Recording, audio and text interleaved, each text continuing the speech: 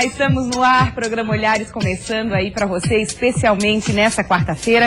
Hoje tem assuntos super bacanas, tenho certeza que você vai adorar, assuntos que vão fazer a diferença no seu dia a dia.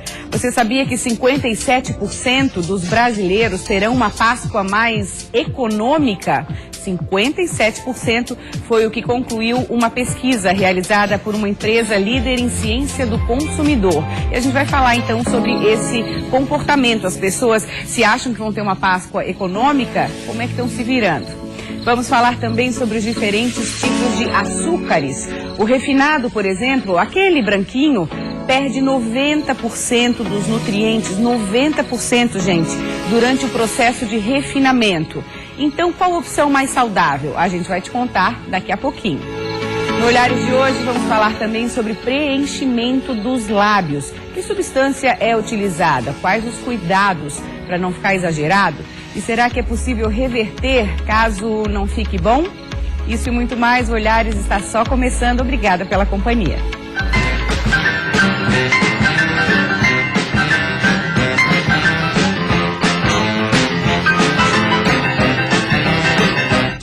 Preenchimento labial é o assunto para começar o Olhares de hoje.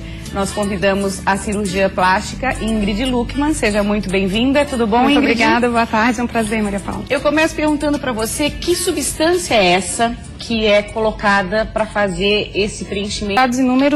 Inúmeras substâncias. Hoje em dia, mundialmente, o mais utilizado é o ácido hialurônico, né, que é uma substância que a gente já possui no organismo, né, nos espaços intercelulares.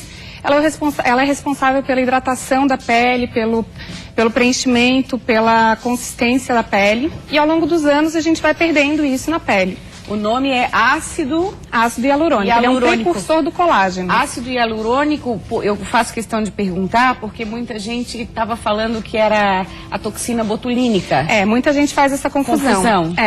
Mas na verdade um produto não tem nada a ver com o outro, né? A toxina botulínica, mais comumente conhecida como Botox, é uma substância que deriva de uma proteína de uma bactéria, Clostridium, e ela, quando aplicada na musculatura, pontualmente na musculatura, ela provoca paralisação ou enfraquecimento do músculo. O que é bem diferente do ácido hialurônico. O ácido hialurônico ele faz o preenchimento dessas áreas, ou de rugas profundas, ou de áreas do malar, área geniana, ou mais comumente dos lábios, né? Que é essa semana o tema, né? Que foi bem falado. Inclusive a gente vai entrar nessa onda das celebridades, né? A nossa produção preparou algumas fotos e a gente vai olhando e queria que você fosse comentando as celebridades que assumiram fazer o preenchimento labial. Tem a Ferg, que a gente vê que ficou bem mais... primeira coisa que se nota, né, Ingrid, é o volume. Sim, então, o ácido hialurônico, ele é um produto que ele dá volume para essas estruturas que eu comentei. Mas no caso da Ferg, a gente consegue ver que muito provavelmente ela colocou outros produtos que não somente o ácido hialurônico. Esses exageros que a gente consegue ver em algumas celebridades, normalmente são produtos não biocompatíveis. O que é isso? Biocompatíveis, o ácido hialurônico, o ácido polilático e... outros produtos que são biocompatíveis, ou seja, são temporários. Eles não ficam ali para sempre, eles duram no máximo 1 ano, 1 ano e meio, no máximo 2 anos, dependendo do local onde ele é aplicado. Agora, essas deformidades, essas bizarrices que normalmente a gente vê na mídia, de celebridades, às vezes também não celebridades, elas normalmente colocam outras substâncias, como metacril, polimetilmetacrilato, né, que é a mesma substância, PMMA, o caso mais né? famoso está aparecendo agora, mais recente, pelo menos, que foi da cantora Anitta, causou bastante burburinho nas redes sociais. Eu não posso afirmar qual foi o produto que ela colocou, mas muito provavelmente foi ácido hialurônico. Só que aí vai do bom senso, né? Eu acho que muito provavelmente colocou muito produto, né? E exagerou um pouco na aplicação desse ácido hialurônico, agora, né? Então, Ingrid, não tem um tempo para esperar? É normal que fique um pouco inchado? Será que pode ter ficado um pouco exagerado? Sim. Mas qual é o tempo entre a aplicação e ficar no resultado desejado? O ácido hialurônico ele pode ser colocado em vários locais da face, né? Então, o sulco nasojugal, que a gente tem aqui, que é o tear trough, em inglês, que a gente chama, o sulco nasogeniano, que também é conhecido como o bigode chinês, ou o sulco lábio mentoniano. E nos lábios.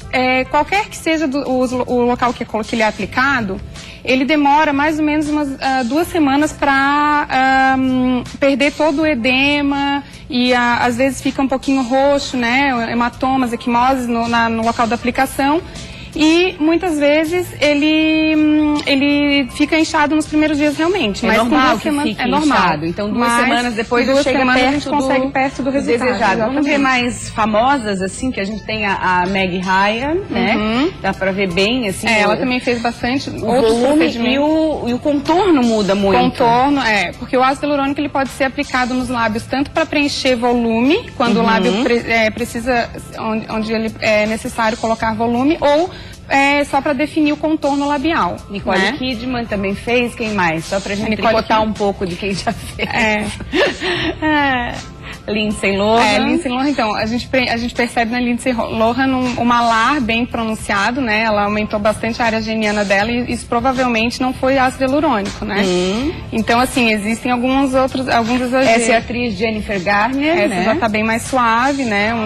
Então, assim, existem possibilidades de se fazer os procedimentos faciais evitando cirurgias precoces e prevenindo um envelhecimento precoce também. Então a gente consegue envelhecer saudável e com uma beleza natural, com pequenas mudanças naturais e imperceptíveis de preferência. É isso que todo mundo quer, né? Que fique mais próximo do natural.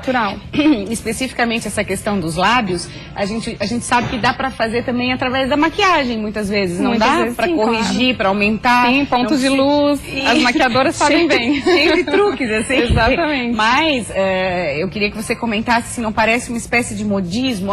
Fulana fez, vou fazer também. Muitas vezes até nem precisa, né, Ingrid?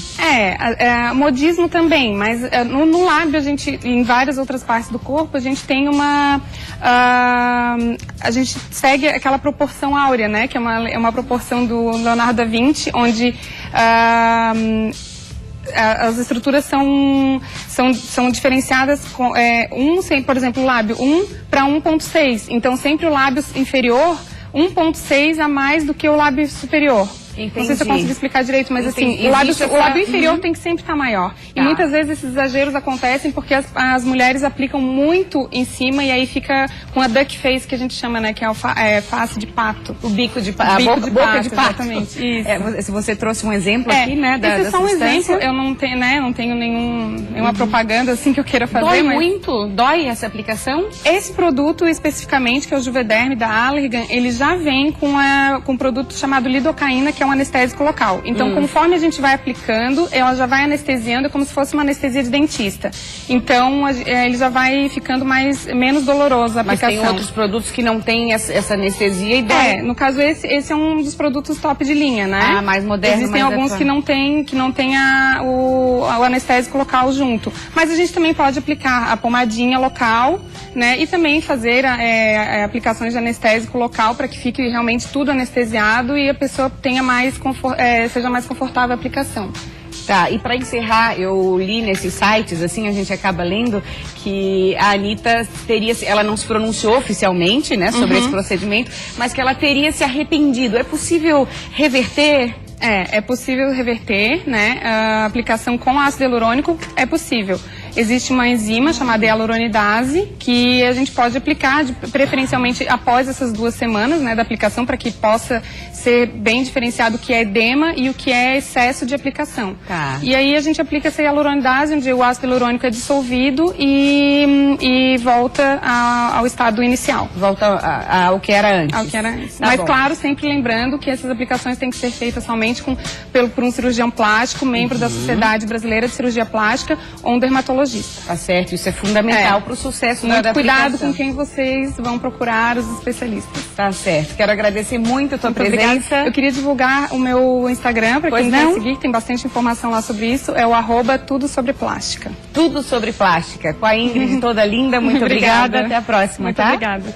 Olha, gente, deixa eu falar para vocês agora uma dica bacana, que a NASA divulgou um estudo realizado durante 15 anos, estudaram durante 15 anos sobre plantas e qualidade de vida. A pesquisa comprovou que uma série de plantas consegue aí filtrar o nosso ar, diminuindo a nossa absorção de gases tóxicos e purificando ambientes fechados. Olha só que legal, além de enfeitar, elas fazem bem pra gente e pro meio ambiente. Alguma delas, para você conhecer, são a espada de São Jorge, a gérbera, samambaias, que é legal ter em casa, crisântemo e antúrio também.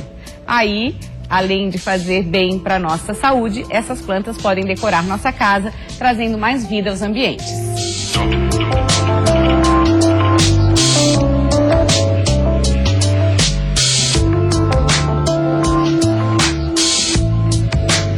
Agora nós vamos falar sobre economia na Páscoa essa semana, e o pessoal já deve estar fazendo conta. Sejam muito bem-vindas, Isabel, Patrícia, um prazer tê-las aqui. Isabel, vou começar com você. Eu peguei um dado bem interessante, que 75% dos brasileiros acham que o momento econômico vai impactar diretamente nas compras da Páscoa. É isso que você está observando? Realmente, neste ano, desde o ano passado, as pessoas estão começando a ter uma educação financeira também porque o bolso também está precisando. Mas o que acontece? Vai ter sim, porque em fevereiro existe um aumento na indústria, né, em todos os setores, mas o chocolate também é um setor da indústria.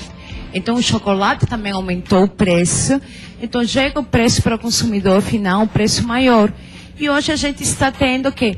Criatividade, né? Vamos pensar em maneiras diferentes, porque nós temos mais feriados pela frente, né? Temos o Dia das Mães pela frente, temos o Dia dos Enamorados, então não podemos gastar tudo agora, Sem né? falar nas nossas contas diárias. Nossas contas diárias que temos que pagar, né? Porque tudo aumentou. Sim, eu vi, por exemplo, a variação de preço dos ovos, né? Especificamente dos ovos de chocolate, chega a 30%.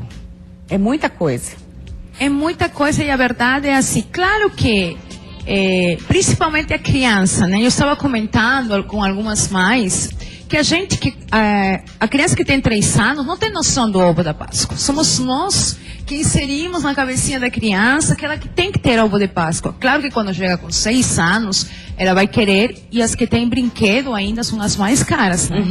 Sim, muitas vezes nem querem o chocolate, querem o brinquedo.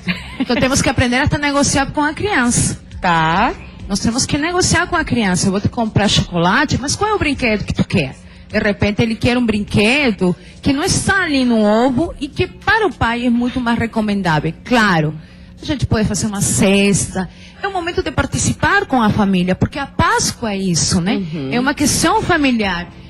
Então nós temos que botar os filhos para fazer os chocolates, de repente fazer ovos caseiros. Isso que você está falando é interessante, que eu quero conversar com a Patrícia, que é nutricionista, veio participar desse papo aqui, que eu estou notando isso, Isabel, eu estou notando uma diferença de comportamento dos consumidores, muita gente optando por fazer ovos em casa. E aí, eu queria uma dica, assim, que tipo de chocolate que eu posso comprar, para além de estar fazendo o meu ovo em casa, me divertindo com os meus filhos, com as crianças, mas também propondo um ovo mais saudável. Então, boa tarde, né? A ideia do chocolate é a gente trabalhar com chocolate que tem um teor maior de cacau. Quanto mais cacau ele tiver, menor a quantidade de açúcar e maior benefício que ele tem, né? Seja pela cafeína, que estimula, ou pela teobromina, que é um flavonoide. O que a gente tem que cuidar? Esses chocolates que são mais saudáveis não são os chocolates que as crianças estão acostumadas. Porque o teor de doçura dele, a sensação de doce é muito menor. Então, o que dá para adaptar? Aquela criança que, né, já tem o consumo regular de chocolate ao leite, que tem bastante teor de açúcar de adição, é ir incorporando o chocolate com menor açúcar. Então, começar trabalhando com 50% cacau. Tá. E ir aumentando até chegar no chocolate, né? Quase 90% cacau, que seria o mais saudável. Patrícia, mas acredito que tem muito a ver com o paladar. A gente tem que ir acostumando esse paladar. Em princípio, é amargo, mas daqui a pouco se acostuma, isso, né? Isso, o que a gente tem, né, de relatos é que, sim, eu preciso de uma exposição de 8 a 10 vezes a um alimento para eu conseguir dizer se eu gosto ou se eu não gosto. Então, assim, é a regularidade do consumo de qualquer alimento que vai fazer ele estar no teu dia a dia ou não. O que a gente vê é que, assim, às vezes, na ânsia de dar um volume grande de chocolate, de encher a cesta e encher os olhos e aquecer o coração, eu compro chocolate muito barato, que é um chocolate que tem muita gordura hidrogenada, e aí ele não vai ter os princípios da saudabilidade do cacau. Entendi. Né? Então, assim, é melhor dar menos, com mais qualidade, do que encher, comprar uma cesta grande e encher de um chocolate que não e aí tá eu acho tão que bom. uma que vocês duas estão trazendo aqui, a coisa de uma experiência saudável e que não pese no bolso. As pessoas estão pesquisando mais também, né, Isabel? Eu li essa pesquisa que eu li, 61% das pessoas estão pesquisando mais, para não, como ela falou, para diminuir, não dá tanto chocolate, não dá tantas coisas, para ter mais qualidade também. Às vezes compram tanto chocolate que a criança não tem condição de comer tudo isso. E aquele chocolate que sobra, Que fica na geladeira. e vai ficar na geladeira, e vai passando. Então, é desnecessário. Nós temos, então, que ter uma educação. Claro que temos que ter cuidado com o que nossas crianças consumem e ter aquela questão. Eu acho que a gente tem criatividade para fazer uma cestinha linda. E é o que impacta, né, para a criança, é muito pelos olhos. Tá. Se a gente fazer as coisas pelos olhos, botar aquele enfeite. E aquele brinquedo que de repente vai sair muito mais barato, botar alguns bombons, barra de chocolate, vai ficar bem mais em conta. Tá. E é o momento de botar, sim, a criança discutir de educação financeira. Nós temos Sempre é momento, né? É momento. E agora é momento de educar os novos cidadãos, as novas pessoas que vão saber administrar o seu dinheiro. Tá certo, Isabel, rapidinho, antes de encerrar, Patrícia, o chocolate branco é vilão da história? Então, o chocolate branco, ele é um falso chocolate. Ele não tem... O que a gente faz? A gente usa manteiga de cacau, açúcar e leite para produzir chocolate branco. Então, ele é doce, mas ele não tem os benefícios do cacau. Nutriente, nada. Não, ele tem nutrientes, tem caloria do leite. Se eu como o chocolate pela serotonina, pela teobromina, pelos flavonoides, o chocolate branco não tem. E complementando o que ela falou, acho que um resgate que dá para fazer é aquilo que as nossas mães faziam. Pegar o ovo da galinha, né, quebrar na pontinha, higienizar esse ovo, fazer a criança pintar e rechear com outras coisas. Com oleaginosas, com frutas secas, até mesmo com gotas de chocolate, para não só trabalhar a pasta na questão do industrializado, mas que a criança possa exercitar a criatividade e ela criar o presente, por exemplo, para os pais, que não necessariamente tem que ser adquirido no mercado, ele pode ser desenvolvido. Adorei. Essa casquinha é uma lembrança que todo mundo tem. Obrigada para vocês, feliz Páscoa, obrigada mesmo pela presença, tá? Obrigada. Para quem estiver em Florianópolis, neste feriadão de Páscoa, para quem está em Floripa, começa hoje, que já é feriado por conta do aniversário da cidade, pode dar um pulinho em Jurerê Internacional para curtir atividades gratuitas. Na programação estão shows de música, dança, espetáculo infantil, boi de mamão, feira de artesanato e sorteio de chocolates, entre hoje e domingo, gente. Destaque para o Preview Festival Jurerê Jazz 2016.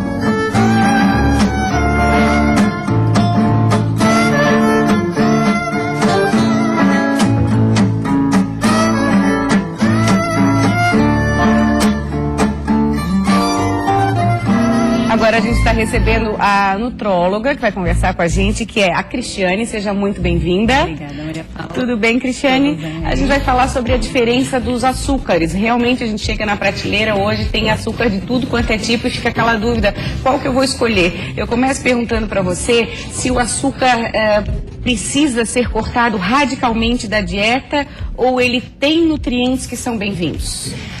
Então, não precisa radicalizar totalmente. Alguns tipos de açúcar, eles contêm nutrientes, contêm vitaminas, mas lembrando que existem algumas fontes de alimentos, como frutas, verduras, legumes, que são alimentos mais complexos no tocante a nutrientes. Tem fibras, tem proteínas, tem vitaminas, então não precisa necessariamente consumir açúcar pensando no valor nutricional. Tá, nós separamos algumas fotos que vão ficar aparecendo aí durante a entrevista de diferentes tipos de açúcar. Vamos mostrar alguns, depois a gente comenta, né? Por exemplo, o açúcar refinado, o açúcar orgânico. Vamos falar do refinado, que é o mais conhecido, digamos assim, até pela nossa cultura, né? Isso. O açúcar refinado é aquele o branquinho. O branquinho. Então, o açúcar refinado e o açúcar cristal, eles são muito parecidos os dois. A única diferença é que o cristal, ele tem os grânulos um pouquinho maiores e mais claros, mas os dois passam pelo processo de refinamento. A diferença é que o açúcar refinado, durante o processo todo de produção, é adicionado enxofre para que ele fique bem branquinho docinho e com aquele aspecto mais bonito, mas 90% dos nutrientes, tanto do açúcar cristal e do açúcar refinado, eles são removidos durante o processo de refinamento. É muita coisa, Cristiane. É muita coisa. E infelizmente é o açúcar que nós mais consumimos no nosso ambiente familiar, é o açúcar refinado. Falando em consumo, você estava me relatando que o consumo no Brasil é muito alto ainda desse tipo de açúcar. É muito alto. O recomendado é que seja 10% das calorias da nossa alimentação seja do açúcar. O consumo pelos brasileiros chega a 16%. Isso equivale a uma média de 22 a 29 gramas de açúcar por habitante ano. É muita coisa. Quilos, né? Quilos. Tá. Quilos. 22 a 29. Imaginem, quilos. gente, 22 a 29 saquinhos de açúcar de 1 quilo é o que em média o brasileiro consome por ano. Isso. E aí, na hora de substituir, o que é melhor? O que eu posso estar substituindo isso no meu dia a dia? Então, entre o açúcar branco e o refinado, prefiro o açúcar mascavo, ou o açúcar demerara, ou até o açúcar orgânico. O açúcar mascavo, ele é um açúcar que ele tem bastante vitaminas, tem minerais, ele tem ferro, ele tem cálcio, ele tem fósforo, ele tem potássio. Então, ele praticamente não passa por processo de refinamento, ele conserva mais os nutrientes. Tá. O demerara, ele passa por um leve processo de refinamento, mas ele conserva os nutrientes também, então ele tem alto valor nutricional. E a melhor forma de consumir o demerara é na forma orgânica, quer dizer que durante o plantio dessa cana não foi usado agrotóxicos nem substâncias químicas. O orgânico, ele é mais puro, então, ele é mais podemos puro. dizer assim. E outras opções que eu vejo, as pessoas, você trouxe aqui alguns exemplos do mel, do melado, são bem-vindos na nossa mesa? Isso, o mel é o açúcar das flores, ele é um grande erro que nós cometemos, é substituir o açúcar pelo mel, porque o mel ele tem alto índice glicêmico, então tem que tomar muito cuidado com isso. Aí nós temos a calda de agave, que ela vem de um cacto, onde ela tem a diferença que o mel tem 50% de frutose e 50% de glicose, enquanto que a calda de agave tem 80% de frutose. Isso faz com que tenha uma carga glicêmica um pouco mais baixa. Essa calda de agave vem da onde? De um cacto. E como ela tem baixo índice glicêmico, ela entra lentamente no nosso corpo, então ele demora para se transformar em gordura também. Então é mais interessante a calda de agave do que o mel entre uma opção e outra. Agora, essa coisa do açúcar é interessante, que tem pessoas que falam, eu não tô mais, cortei o açúcar, não tô mais comendo açúcar, mas esquece que outros produtos industrializados, ou até mesmo o bolo que vai comer no domingo à tarde na casa da avó, leva o açúcar. Isso é importante a gente colocar, né? É importante, porque o açúcar não está presente só nas colherinhas quando nós adoçamos o cafezinho, mas sim nas caldas, nos sorvetes, nos refrigerantes, nos sucos de caixinha, nos bolos, nos pães. Então, tomar cuidado com isso. É o consumo, a moderação o segredo, é a moderação mesmo no consumo desses produtos. Tá bem, eu quero agradecer muito a sua presença. Obrigada, Cristiane, por todas essas explicações, por compartilhar conosco. Obrigada, até a próxima. Obrigada. Obrigada a você pela companhia nessa quarta-feira. Você fica agora com o quadro Divulgação. Amanhã tem mais Olhares. Estaremos esperando você a partir da 1h. Beijo, até lá.